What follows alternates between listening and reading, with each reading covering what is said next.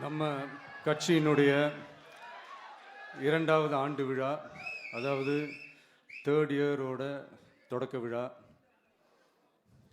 இன்னைக்கு தமிழ்நாட்டில் ஒரு மிகப்பெரிய ஒரு கட்சியாக நம்ம வளர்ந்து இருக்கிறோம் அப்படின்னா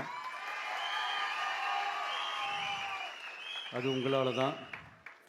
ப்ளஸ் நம்மளை நேசிக்கிற கோடிக்கணக்கான மக்களும் தான் அதுக்கு ஒரு மிக முக்கிய ஒரு காரணம்.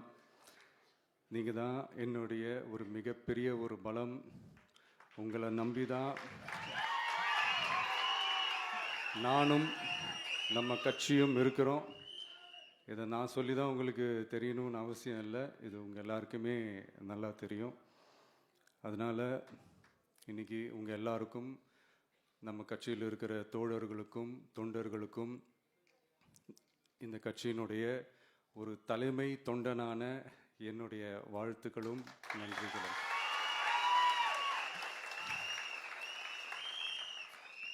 அப்புறம் என்ன, மைக்க பிடிச்சாச்சு, வெடியை கொளுத்தி போட்டுருவோமா?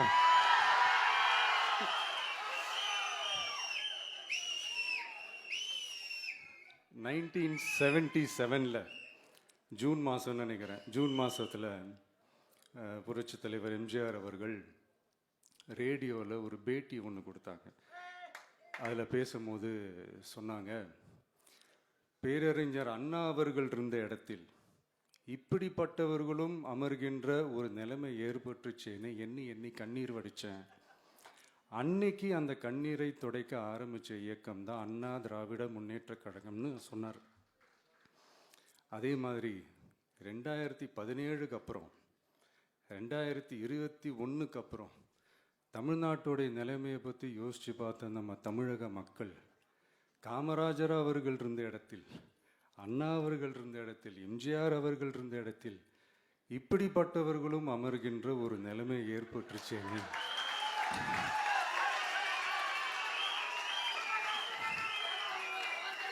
தமிழக மக்கள் கண்ணீர் வடித்தாங்க. இன்னைக்கு இந்த கண்ணீரை துடைக்க ஆரம்பித்த இயக்கம் தான் தமிழக வெற்றிக்கழகம்.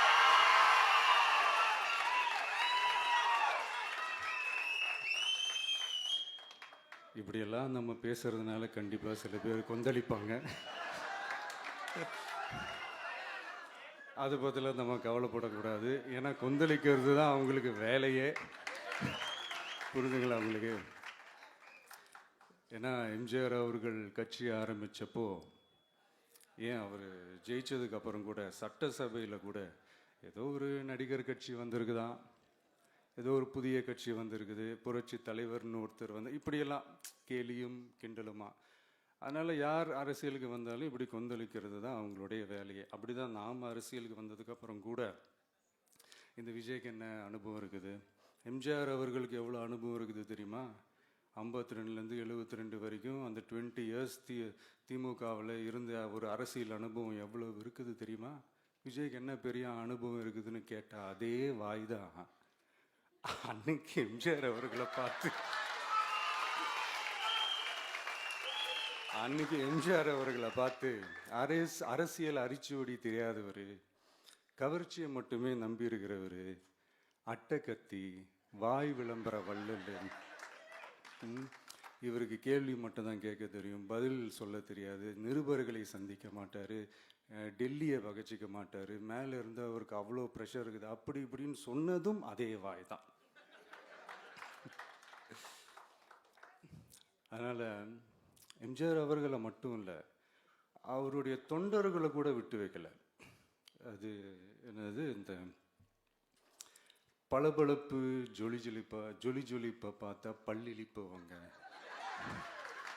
இப்படியெல்லாம் கிண்டலும் கேலியுமா.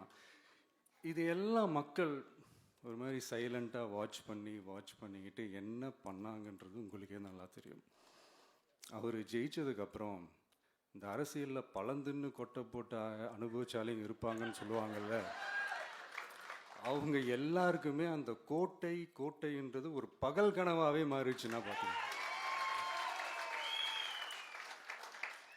77 மாதிரியே இப்போவும் அந்த பழைய தேஞ்சி போன, துருபிடிச்சி போன, நஞ்சு போன அதே அந்த பழைய வெப்பனையும் இப்போவும் கையில் எடுக்கிறாங்க. அதனால் மை டியர் ஜென்டில்மேன், டெக்னாலஜிலாம் வளர்ந்து வேற எங்கேயோ போயிட்டுருக்கு.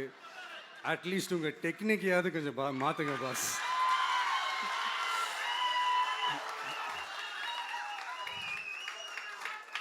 காமராஜர் அவர்களையும் விட்டு வைக்கல. அவருக்கு இலக்கியம்னா என்ன தெரியும்? அவர் மாபெரும் புலவர், அந்த புலவர் இந்த புலவர்னு அவரை பற்றியும் கிண்டலும் கேலியுமா. அதான் முன்னாடியே சொன்ன மாதிரி யார் எதிர்த்து நின்னாலும் அவங்கள கொந்தளிக்கிறது தான் அவங்களுடைய வேலையே. ஸோ இப்படி அவங்க பண்ணுற தப்பெல்லாம் நம்ம எடுத்து சொன்னால், அவங்க பண்ணுற அட்ராசிட்டியை பற்றி நம்ம எடுத்து சொன்னால், அவங்க பண்ணுற அந்த ஊழலை பற்றி தான் நம்ம எடுத்து சொன்னோம். முக்கியமாக நாம் அதை எடுத்து சொன்னால் 50 வருஷத்துக்கு முன்னாடி இருக்கிற அதே தகர டப்பாவை எடுத்து உருட்ட ஆரம்பிச்சிருவாங்க.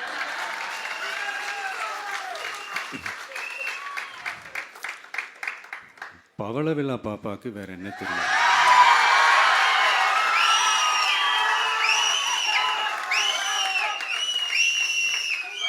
பழைய டப்பாவை உருட்டதானே தெரியும். அதுக்காக நாம் அவங்க பண்ணுற தப்பெல்லாம் சொல்லாமல் வெளியே சொல்லாமல் இருக்க முடியுமா? சொல்லுவோம், சொல்லிக்கிட்டே இருப்போம். நம்மளை தவிர யார் அவங்கள ஏற்று நின்று கேள்வி கேட்கறது? யாருக்கு அந்த தில் இருக்குது?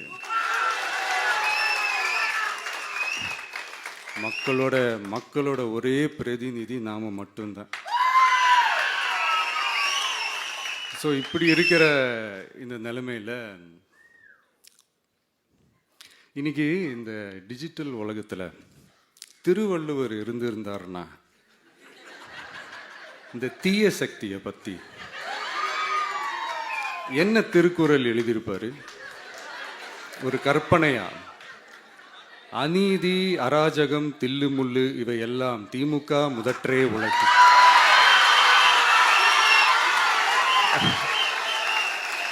ஒரு கற்பனையா?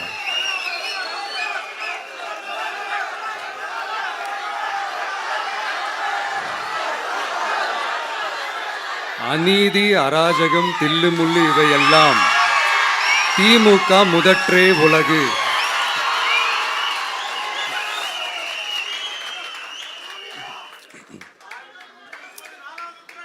அடுத்து இந்த என்னப்பா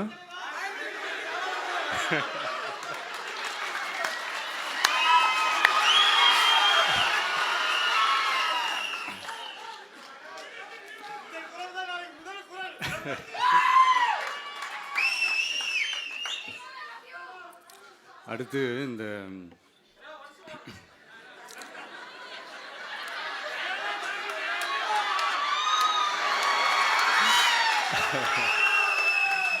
சொல்லிட்டேன், 2 வாட்டி சொல்லிட்டேன். அநீதி, அராஜகம், தில்லுமுள்ளு இவை எல்லாம் திமுக முதற்றே உலகு.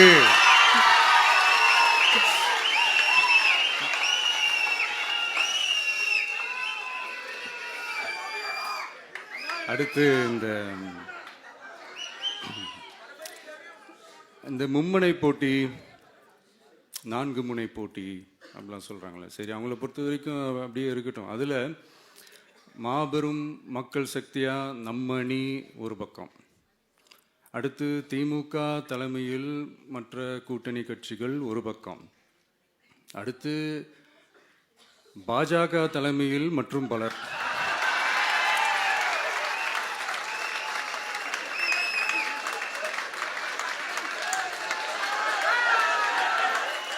என்னப்பா சிரிக்கிறீங்க? உண்மையை தானேப்பா சொன்னேன்.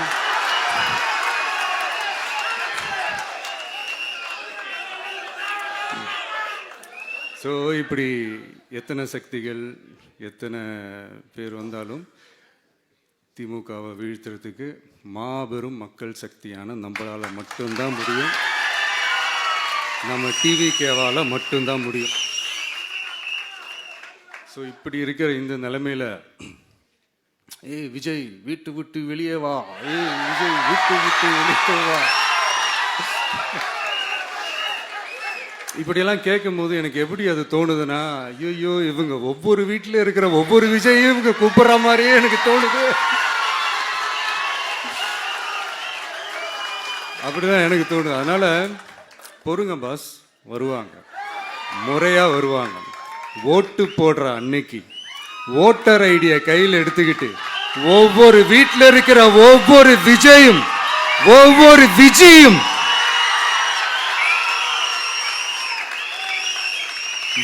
பூத்தா காலையிலேயே வந்து நிப்பாங்க பாருங்க. அன்னைக்கு தெரியும் பாருங்க, ஏண்டா இந்த விஜய கூப்பிட்டோம்னு.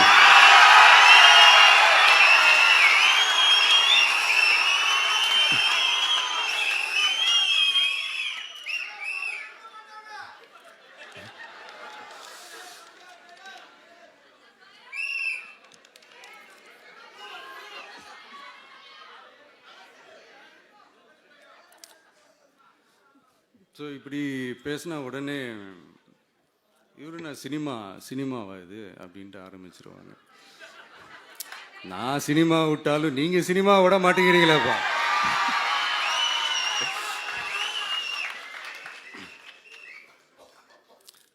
அப்புறம் இன்னொரு ரீசெண்டாக அந்த ஒரு விஷயம் போயிட்டு இருக்குல்ல, இந்த கருத்து கணிப்பு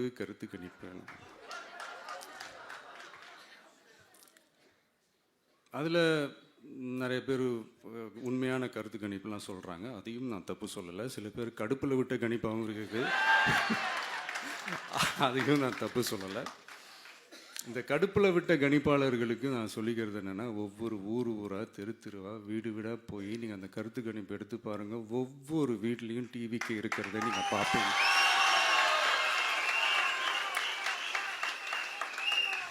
அப்படி சப்போஸ் உங்களுக்கு அது ஷாக்கிங்காக இருந்துச்சுன்னா ரப்பர் வச்சு எல்லாத்தையும் அழிச்சிட்டு மறுபடியும் முதல்லேருந்து எடுத்து பாருங்கள், அதே ரிசல்ட் தான் வரும்.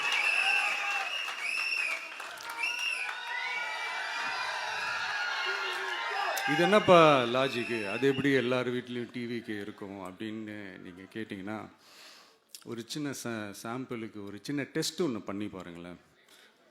நம்ம சிஎம் சார் இருக்காங்கள்ல, ஸ்டாலின் சார், ஒரு 2 இயர்ஸ் பேக் இருக்கும்னு நினைக்கிறேன். ஒரு மேடையில் பேசும்போது சொன்னாங்க, இந்த மாதிரி என்னோட கட்சிக்கு அவங்களோட கட்சிக்காரங்க சில பேர் பண்ணுற அட்ராசிட்டி, ஒரு சில மந்திரிகள் பண்ணுற சில அட்ராசிட்டிஸ்லாம் பார்த்து ராத்திரியில் எனக்கு தூக்கமே வரமாட்டேங்குது அப்படின்னு ஒரு 2 இயர்ஸ் பேக் இருக்கும்னு நினைக்கிறேன். அந்த வீடியோ கூட இருக்குது. அப்படி இருக்கிற அவரு என்னைக்காவது ஒரு நாள் அசந்து தூங்குவார்ல, அப்ப அவர்கிட்ட போய், சார்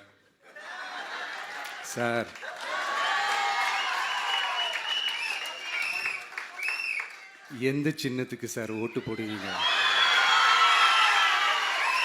அப்படின்னு கேட்டு பாருங்க. விசில் சின்னத்துக்கு தான்.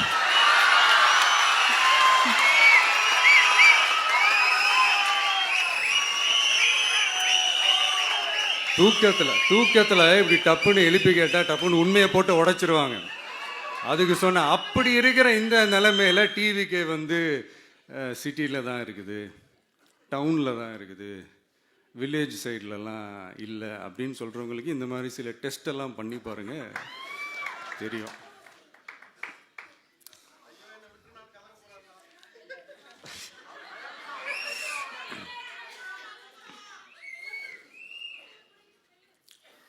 விசில் சின்னம் போகாத ஊரே இல்லை. விசில் சின்னம் எங்கெல்லாம் இருக்குதோ அங்கெல்லாம் டிவிக்கே இருக்குதுன்னு அர்த்தம். என்னுடைய அம்மா, அக்கா, தங்கைகள், அண்ணன், தம்பிகள் டிவிக்கு ஓட்டு போடுறத யாராலையும் தடுக்க முடியாது.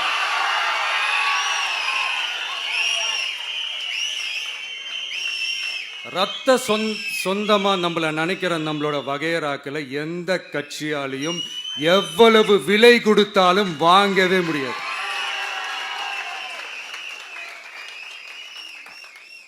நான் ஓவர் கான்ஃபிடென்ஸ்ல பேசுறேன் அப்படின்லாம் நினைக்காதீங்க. இதுதான் கள நிலவரம், கள யதார்த்தமும் இதுதான். தீய சக்தியை வீழ்த்துறதுக்கு தூய சக்தியான நம்மளால மட்டும்தான் முடியும். இந்த 2026 சட்டமன்ற தேர்தலில் டிவிக்கே தான் மக்களோட ஒரே ஆப்ஷன். Otherwise no diversion.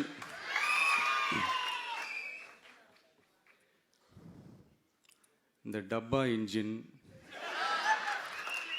ஓட்டை இன்ஜின், எவ்வளோ இன்ஜின் வந்தாலும் டாப் இன்ஜின் நம்ம டிவிக்கே தான்ன்றதை மக்கள் ஆல்ரெடி முடிவு பண்ணிட்டாங்க. அதனால் நம்மளுடைய தோழர்கள் அதை மனசில் நல்லா ஏற்றிக்கிட்டு இன்னும் ஷார்ப்பாக ஒர்க் பண்ணுங்கள். நான் ஏற்கனவே சொன்ன மாதிரி ஒன்றியம், நகரம், பேரூர், பகுதி, கிளை எல்லா இடத்துலையும் அந்த பூத்தாக அந்த நம்மளுடைய வேட்பாளர்களுக்கு ஒற்றுமையாக இருந்து வேலை செய்யுங்க. நமக்கு மாபெரும் கூட்டணியான மாபெரும் மக்கள் சக்தியான குடும்பமாக நம்மளோட இருக்கிறாங்க. இன்னொன்று அன்றைக்கி நான் சொன்ன மாதிரி நம்மளுடைய விசில் சின்னத்துக்கு ஓட்டு போட வைக்கிறது மட்டும்தான் உங்களுடைய வேலை. மற்றதெல்லாம் மக்களோட சேர்ந்து நான் பார்த்துக்கிறேன்.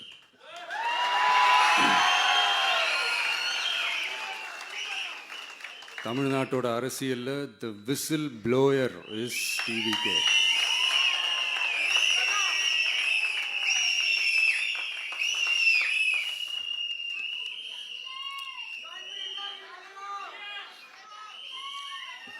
நம்ம மக்கள் இந்த விசில்ல ஊதுல இந்த தீய சக்தியும் இந்த ஊழல் சக்தியும் தெரிச்சு ஓடணும். எப்படி தெரிச்சு ஓடணும்? அன்னைக்கு சென்ட் ஜார்ஜ் கோட்டையில் டிவிக்கு ஆளும் கட்சியா எழும்.